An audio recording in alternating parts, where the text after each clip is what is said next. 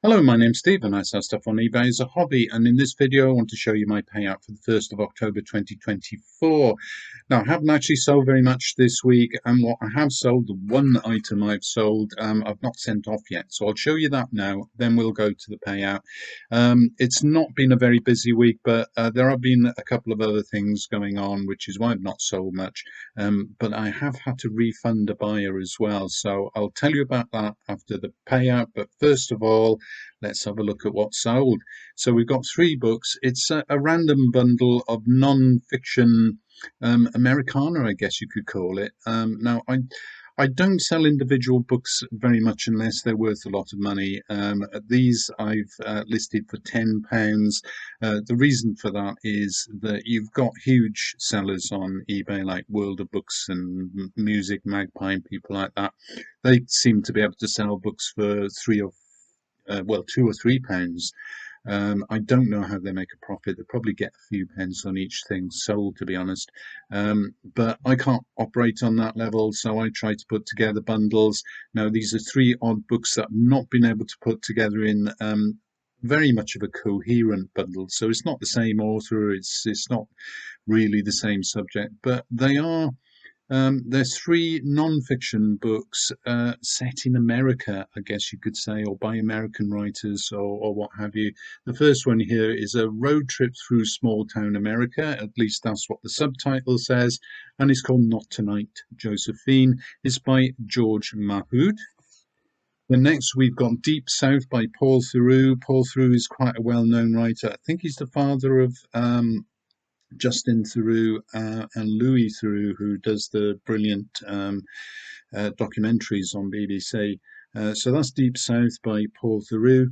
And finally, we've got Stanley Tucci's Taste. It's My Life Through Food. Stanley Tucci, as you probably know, he's a well-known actor. He's actually quite brilliant. He did an excellent series about Italy. So if you come across that on BBC iPlayer or wherever, it's certainly worth a look. So there we are. There's three books. I listed them for £10. They've gone for the full asking price. I need to pack them out now. So have a look at the payout and then stay tuned to see what else has been happening this week. eBay sent £8.37 to my bank account on the 1st of October. Now, you'll notice on here that there's a few transactions related to refund on an order of books that I sold a couple of weeks that apparently haven't arrived with the buyer. That has actually been credited back to me now, but I'll tell you about that in a moment. The only thing that really matters here is the books that I sold on the 30th of September. £10 they went for, £1.63 in fees, and after postage cost of £3.19, I'm left with £5.18. Only one item sold this week then, a little bit disappointing, but I have been very busy this week. And also I've had to deal with that claim from a buyer whose item did not arrive. Let me tell you what happened there, because I sold this set of books by Trudy Canavan on the 16th of September, I think it was.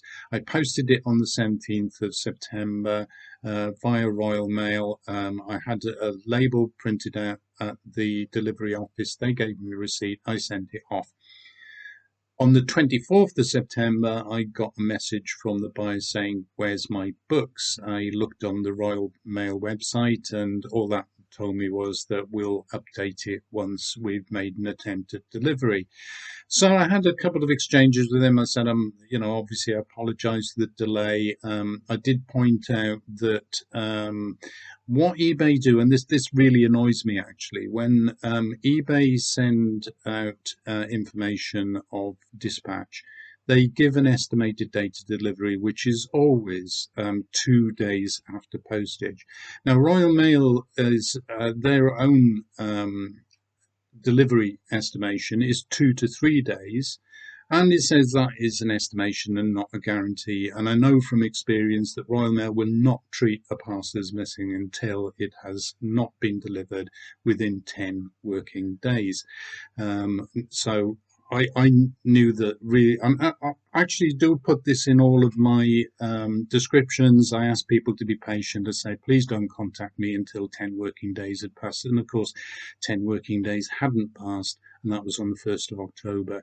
Nonetheless, eBay were requiring me to respond by the weekend, which was before the end of that 10-day period. And in the end, I decided just to refund the buyer. It wasn't an awful lot of money. And obviously, he hadn't got his goods.